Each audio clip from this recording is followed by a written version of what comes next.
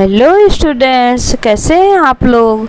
आशा है स्वस्थ होंगे। स्टूडेंट्स, आज के इस वीडियो में क्लास 12 हिंदी आरोह भाग 2 गद्य खंड में पहला चैप्टर भक्तिन, इस पाठ का सारांश जानेंगे। सबसे पहले जानते हैं लेखिका का जीवन परिचय। लेखिका महादेवी वर्मा का जन्म 26 मार्च 1907 को प्रातः 8 बजे फर्रुखाबाद, उत्तर प्रदेश, भारत में हुआ। उनके परिवार में लगभग 200 वर्षों या 7 पीढ़ियों के बाद पहली बार पुत्री का जन्म हुआ था। अतः बाबू बांके बिहारी जी हर्ष से झूम उठे और इन्हें घर की देवी अर्थात महादेवी मानते हुए पुत्री का नाम महादेवी रखा। इनकी प्रारंभिक शिक्षा इंदौर के मिशन स्कूल में हुई थी। 9 वर्ष की आयु में इनका विवाह हो गया था। उसके बाद भी इनका अध्ययन चलता रहा। अब हम लोग जानेंगे भक्तिन, इस पाठ का सारांश। सबसे पहले महादेवी वर्मा ने अपनी सेविका लक्ष्मण को भक्तिन नाम क्यों दिया, ये जानिए। लेखिका महादेवी जी ने ही लक्ष्मी को भक्तिन का नाम दिया था। लेखिका ने जब लक्ष्मी को पहली बार देखा था तो उसके गले में कंठी माला एवं उसने अपना सिर मुड़वा रखा था। लेखिका ने लक्ष्मी की वेशभूषा एवं रहन सहन के तरीके को देखते हुए उसका नाम भक्तिन रख दिया। अब जानिए पाठ का सार, एकदम बहुत अच्छे से, यूं कहें विस्तार से। भक्तिन महादेवी जी का प्रसिद्ध संस्मरणात्मक रेखा चित्र है जो स्मृति की रेखाएं में संकलित है। इसमें लेखिका ने अपनी सेविका भक्तिन अर्थात लक्ष्मण के भूतकाल और वर्तमान के बारे में बताते हुए उसके व्यक्तित्व का दिलचस्प खाका खींचा है। कैसे महादेवी के घर में काम शुरू करने से पहले उसने एक संघर्ष भरा, स्वाभिमानी और कर्मठ जीवन जिया। कैसे पुरुष प्रधान मान्यताओं और छल कपट भरे समाज में अपने और अपनी बेटियों के हक की लड़ाई लड़ती रही और हार कर कैसे जिंदगी की राह पूरी तरह बदल लेने के निर्णय तक पहुंची, इसका संवेदनशील चित्रण लेखिका ने किया है। लेखिका बताती हैं कि भक्तिन का कद छोटा व शरीर दुबला था। उसके होंठ पतले थे। वह गले में कंठी माला पहनती थी। वैसे तो उसका नाम लक्ष्मण अर्थात लक्ष्मी था, परंतु उसने अपना परिचय ईमानदारी से देने के बाद लेखिका से यह नाम प्रयोग न करने की प्रार्थना की थी, क्योंकि उसका नाम उसकी आर्थिक स्थिति से बिल्कुल विपरीत था। भाई नाम उसका लक्ष्मी था और उसके पास एक फूटी कौड़ी भी नहीं थी, तो उसको ये बड़ा अजीब लगता था। इसलिए उसने महादेवी वर्मा जी से कहा कि आप मेरा ये वास्तविक नाम प्रयोग मत कीजिए। फिर उसकी कंठी माला को देखकर लेखिका ने उसका नाम भक्तिन रख दिया था।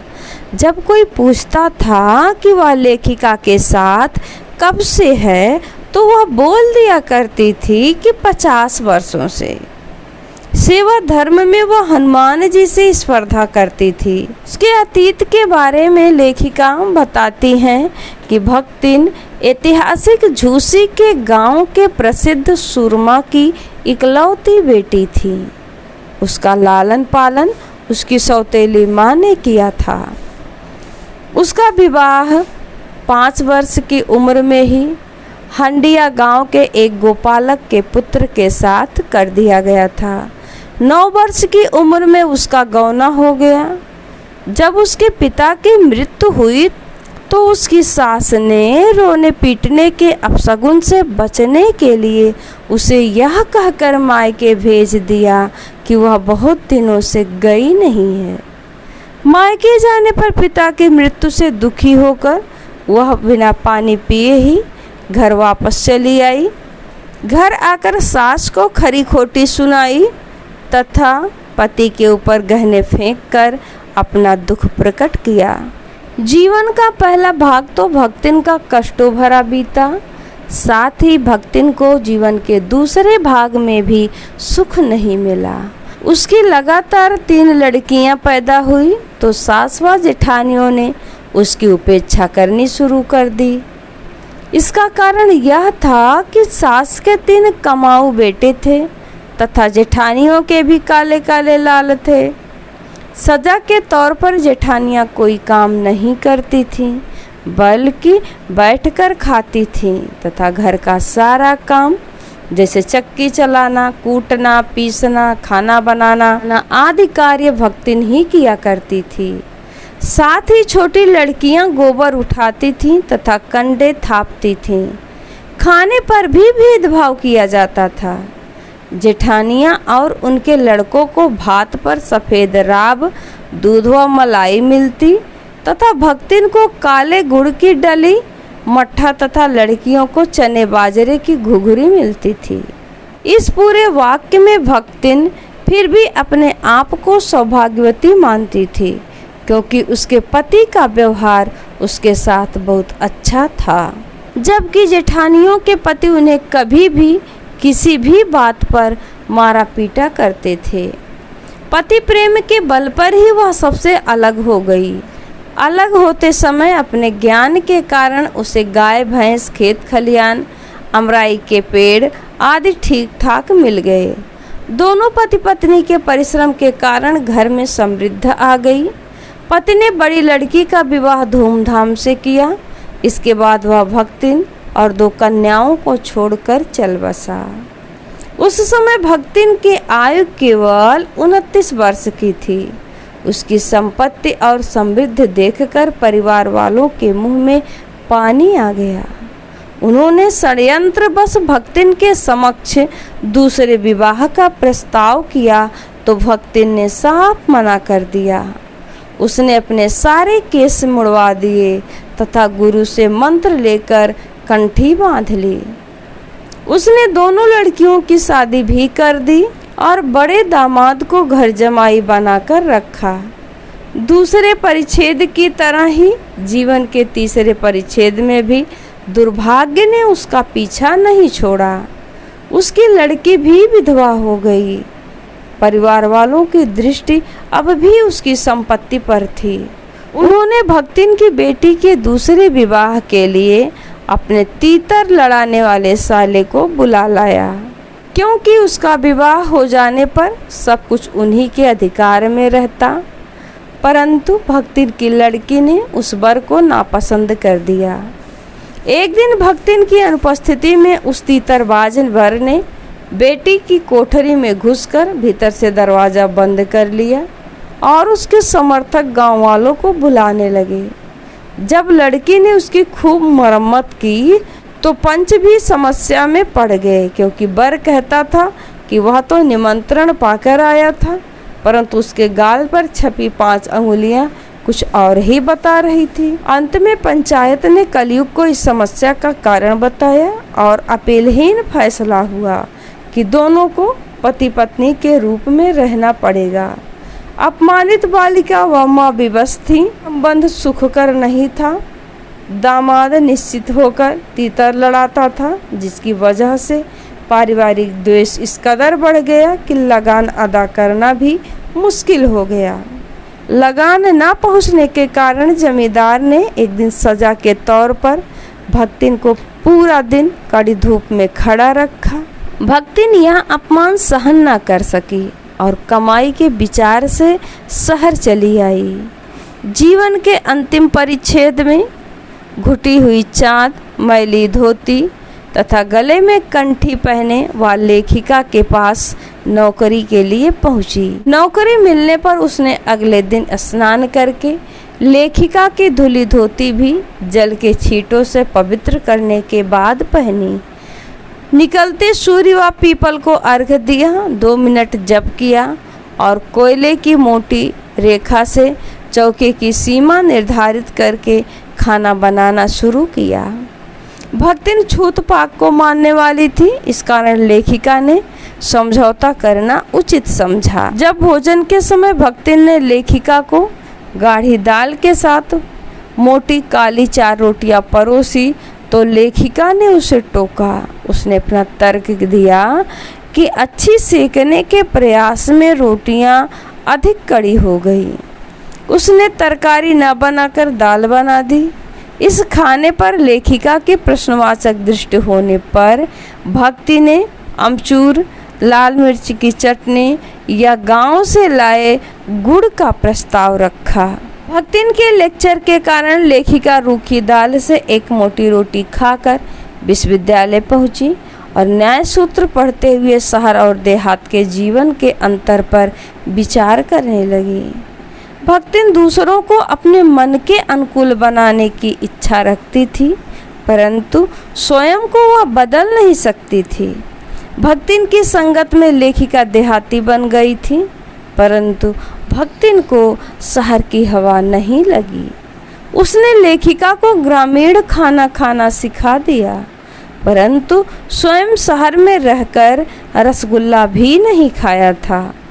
लेखिका के अनुसार भक्तिन में दुर्गुणों का अभाव नहीं था। वह इधर उधर पड़े पैसों को भंडार गृह में किसी मटकी में छिपा कर रख देती थी, जिसे वह चोरी नहीं मानती थी। पूछने पर वह कहती थी कि यह उसका अपना घर है। पैसा रुपया जो इधर उधर पड़ा देखा संभाल कर रख लिया।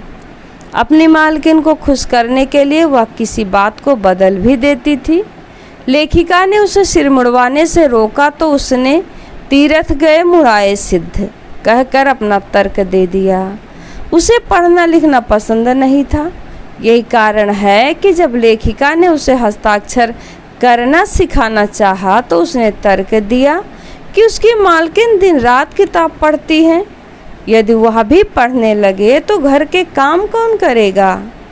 उत्तर पुस्तिका के निरीक्षण कार्य में लेखिका का जब किसी ने सहयोग नहीं दिया तब वह कहती फिरती थी कि उसकी मालकिन जैसा कार्य कोई नहीं जानता।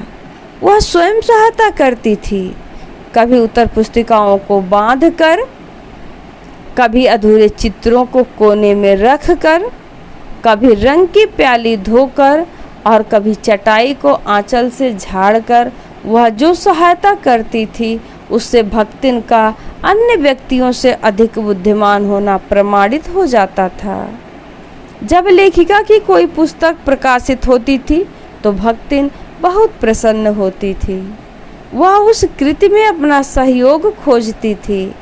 लेखिका भी खुद को उसकी आभारी मानती थी, क्योंकि जब वह लेखिका को बार बार बुलाने के बाद भी भोजन के लिए ना उठकर चित्र बनाती रहती थी, तब भक्तिन कभी दही का शरबत, कभी तुलसी की चाय पिलाकर उसे भूख के कष्ट से बचाती थी। भक्तिन में गजब का सेवा भाव था।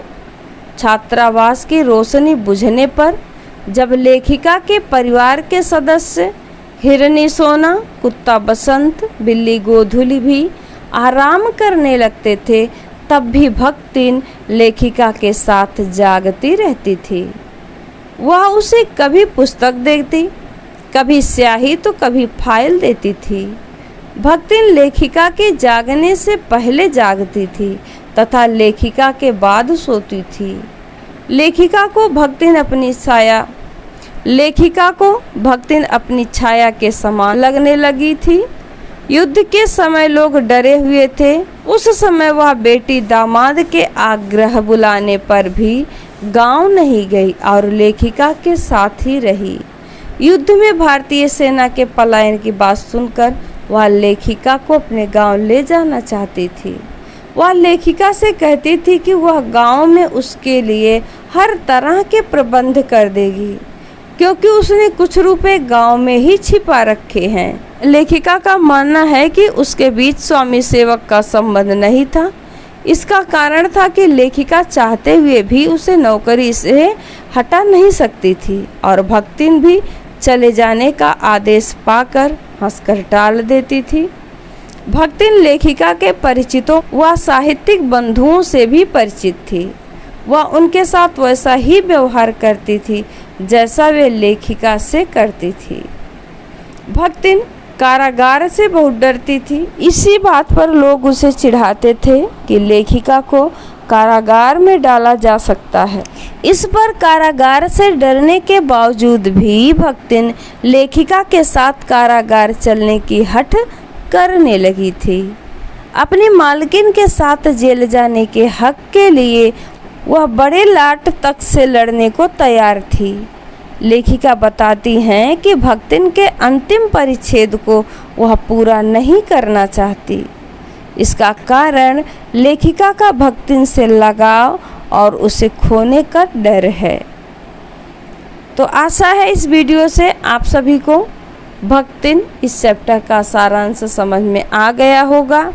अगले वीडियो में इसी चैप्टर के MCQ क्वेश्चन के साथ फिर से उपस्थित होंगी।